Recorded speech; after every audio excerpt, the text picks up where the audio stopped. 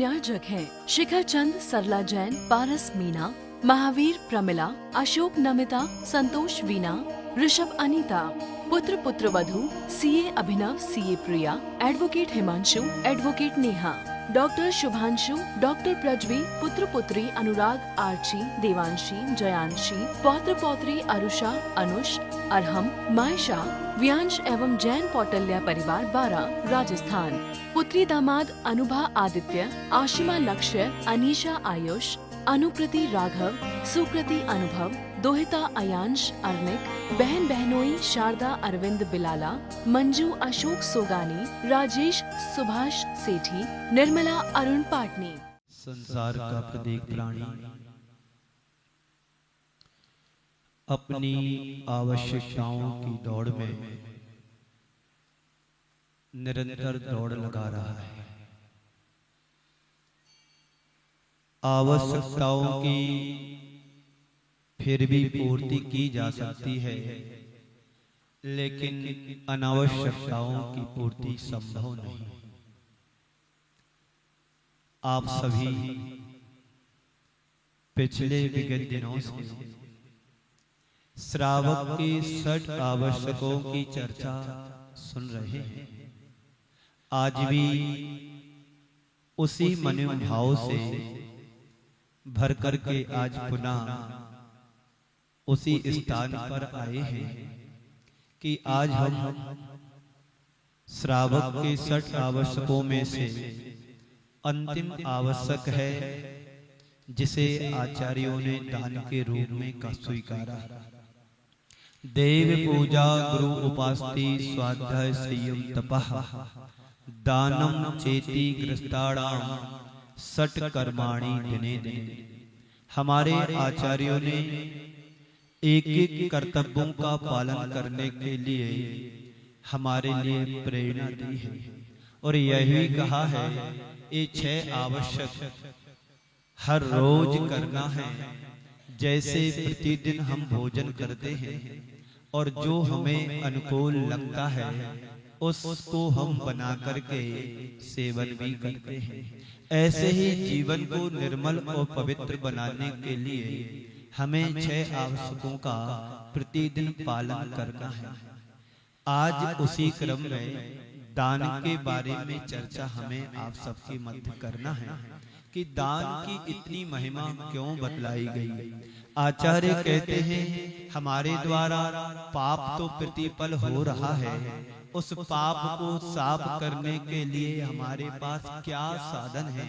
तो जिनेंद्र भगवान की पूजन करते हैं, उनकी भक्ति करते हैं, तो हमारे आत्मा में जुड़े हुए पापों को हम साफ कर सकते हैं।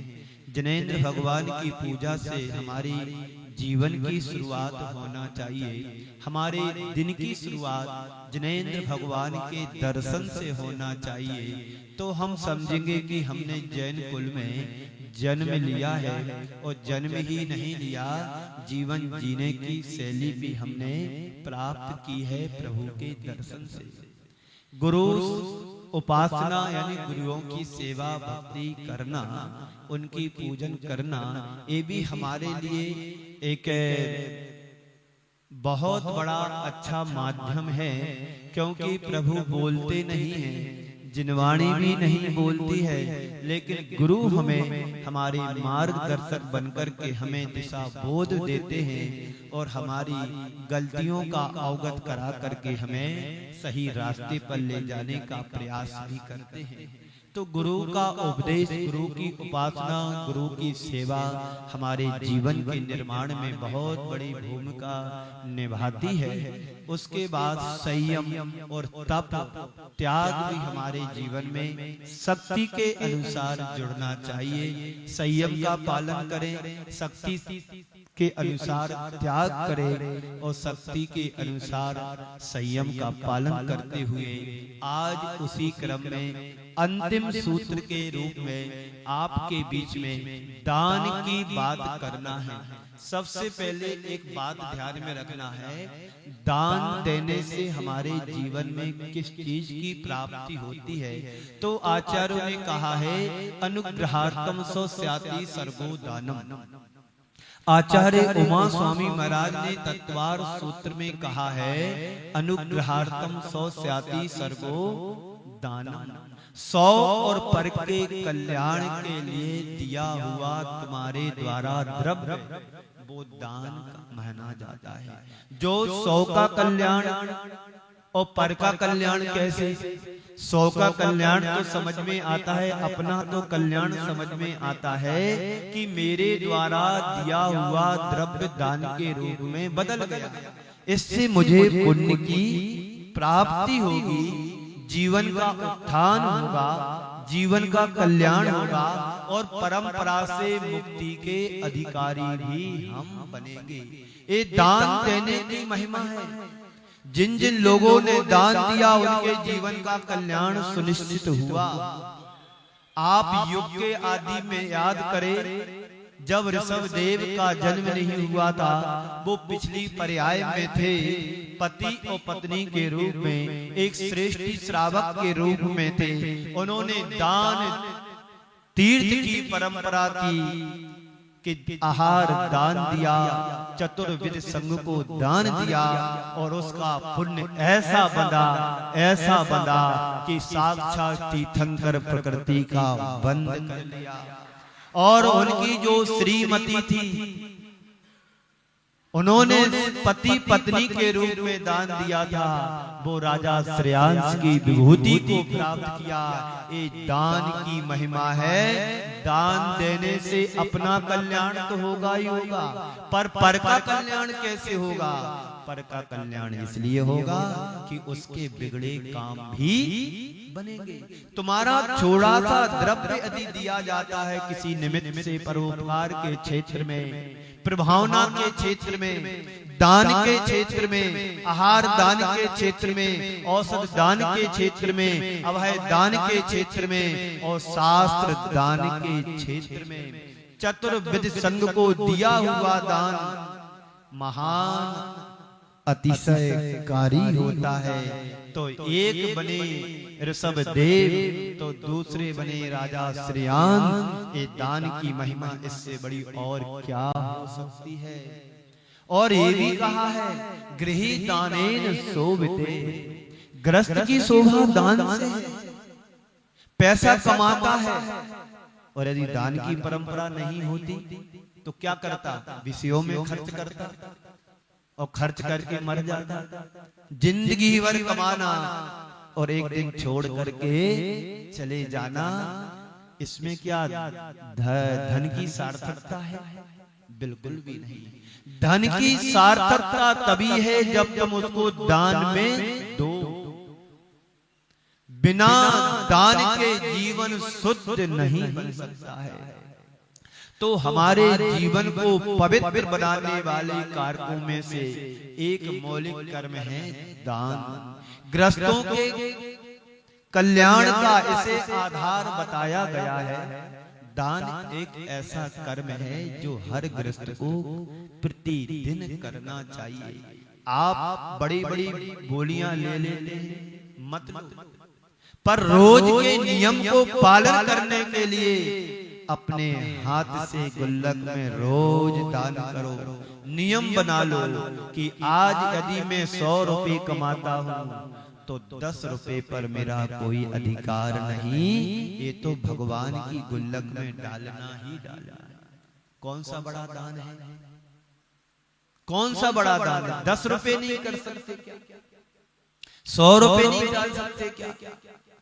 जितने अनुपात से तुम धन को कमाते हो, संत कहते हैं उतनी अनुपात से ही आप दान भी करें। जितनी स्पीड से आप पैसे कमा रहे हो, जीतू भाई, आप बादलों की तरह हो, कब आ जाओ कब चले जाओ। बात समझ में आई है? मुझे लग रहा है सब बादल उड़कर के कहीं और चले गए। प्रतापनगर के बादल छट गए हैं और कहीं और जाकर के बरस रहे हैं।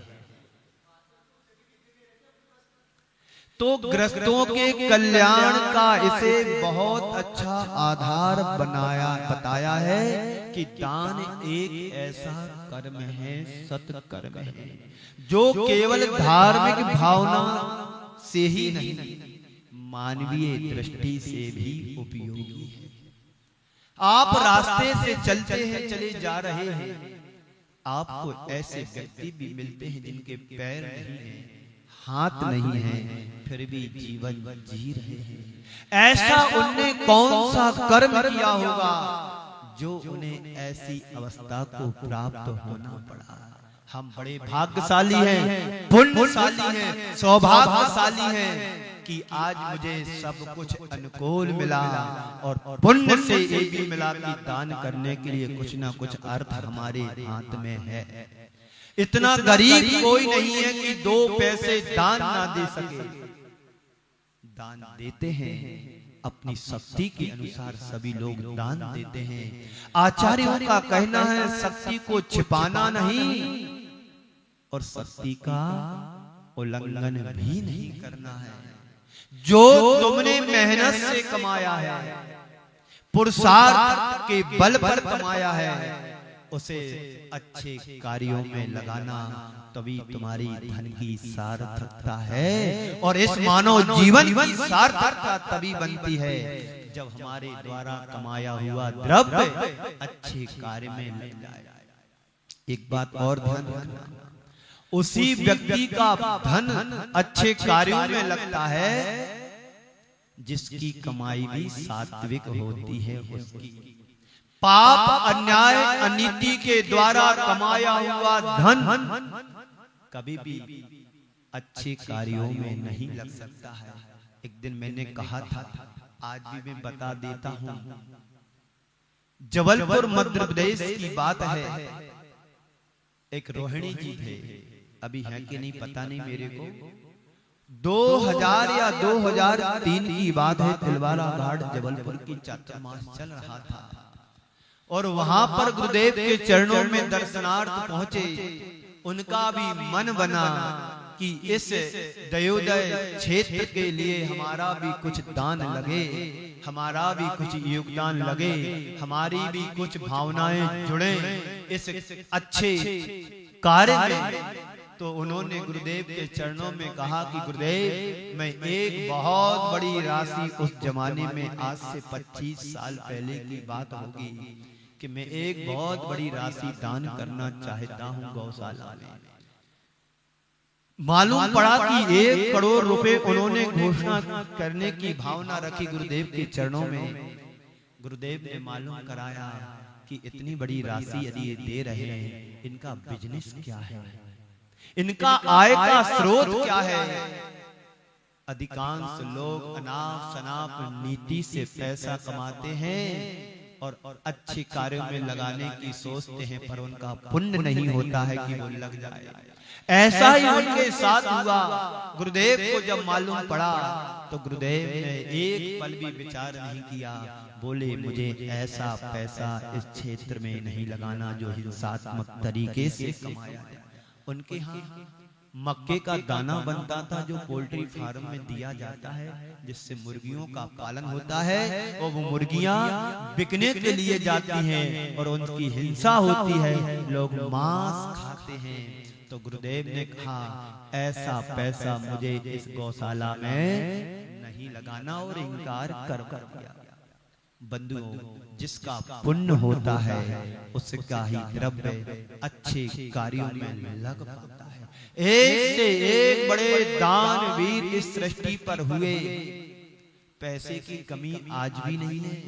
पहले यदि 10 रुपए दान करता था तो 10 रुपए कमाने में 10 दिन लगते थे।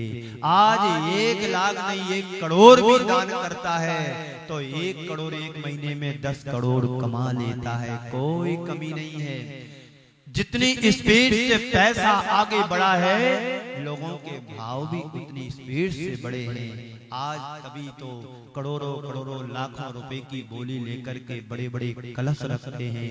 ये दान की महिमा है। शांति धारा करते हैं। आप लोग चांद खेड़ी जाते हैं, बिजोलिया जाते हैं, कुंडलपुर जाते हैं, सिकरजी गिरनार जी जाते हैं, अनेक तमाम प्रकार के अतिशय सिद्ध क्षेत्र पर जाकर के शांति धारा भी करके आते हैं।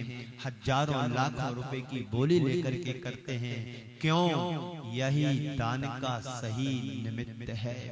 पैसे तो रोज कमाना है, पर क्षेत्र और दान रोज नहीं मिलता है। इसलिए पूरी ताकत लगा देते हैं कि चलो जो करना कमाना तो जिंदगी भर है, देते थोड़ी है जिंदगी भर। अम्मा बैठी हैं 80-90 वर्ष की होने को जा रही है। एक दिन बात कर रही थी, इंग्लिश इन्होंने पढ़ी है, मेरे से तत्वार सूत्र की पुस्तक ले गई स्वाध्याय करने के लिए। और क्षमा सागर जी 1976 के एमटेक थे। उनकी भाषा में कुछ इंग्लिश का पुट ज्यादा है। उन्होंने पढ़ा, उन्हें अच्छा लगा। बोले महाराज श्री मुझे इंग्लिश भी आती है। हमने की बहुत अच्छी बात है। आप सर्विस किया क्या पहले? बोले नहीं, कोचिंग पढ़ाई है। तो हमने की सर्विस क्यों नहीं की? बोले सर्विस करने का हमारे परिवार को जैसा भी हो तो सर्विस नहीं की, पर बच्चों को पढ़ाते थे। आज भी वो ये भावना रखती हैं कि कोई मेरे सामने पढ़ने के लिए आए तो आज भी ये शिक्षा का दान दे सकती हैं। और बड़ी रुचि से उस पुस्तक को स्वाध्याय कर रही हैं। फिर मैंने कहा कि बच्चे वगैरह कहाँ हैं? बोले एक बेटा है, वो अमेरिका में रहता है। अमेरिका में? हमने कि बेटा भी तो फिर बड़ा होना चाहिए। बोले हाँ महाराज श्री 60 से ऊपर प्लस में ही है। तो ये भावना हमारे अंतरंग में होना चाहिए कि इस उम्र में भी स्वाध्याय के प्रति, दान के प्रति उत्साह बना है। तो जो केवल धार्मिक भावना से ही नहीं, मानवीय दृष्टि से भी उपयोगी है दान का एक कर्म। हम जितनी धार्मिक क्रियाएं करते हैं वह सब धार्मिक और आध्यात्मिक दृष्टि से दिखती हैं, लेकिन दान एक ऐसा सत्कर्म है जिसमें मानवीय संवेदनाएं भी जुड़ी होती हैं। आप एक दीन दुखी व्यक्ति को कुछ खिला देते हैं, कुछ दान दे देते हैं, सहयोग कर देते हैं, उसकी 1 दिन की, 2 दिन की, 3 दिन की भूख मिट जाती है। आप बड़े व्यक्ति को दान देते, सहयोग करते हैं, उसका भी यही हाल होता है। और आप एक साधु को दान देते हैं, उससे जो पुण्य का बंध होता है वो साथी से पुण्य का बंध होता है। 3 दिन का भिखारी, भूखा भिखारी, 3 दिन का भूखा भिखारी एक नगर में गया भीख मांगने के लिए। एक हवेली के सामने भीख भिक्षा मांग रहा है। अंदर आवाज जाती है कि माँ मुझे कुछ दे दो, मैं 3 दिन से भूखा हूँ। इस कार्यक्रम के पुण्यार्चक थे शिखर चंद, सरला जैन, पारस मीना, महावीर प्रमिला, अशोक नमिता, संतोष वीना, ऋषभ अनीता, पुत्र पुत्रवधू CA Abhinav, CA Priya, advocate Himanshu, advocate Neha, doctor Shubhanshu, doctor Prajvi, पुत्र पुत्री अनुराग, आर्ची, देवांशी, जयांशी, पौत्र पौत्री अरुषा, अनुष, अरहम, मायशा, व्यांश एवं जैन कौटल्या परिवार 12 राजस्थान। पुत्री दामाद अनुभा आदित्य, आशिमा लक्ष्य, अनीशा आयुष, अनुकृति राघव, सुकृति अनुभव, दोहिता अयांश अर्निक, बहन बहनोई शारदा अरविंद बिलाला, मंजू अशोक सोगानी, राजेश सुभाष सेठी, निर्मला अरुण पाटनी।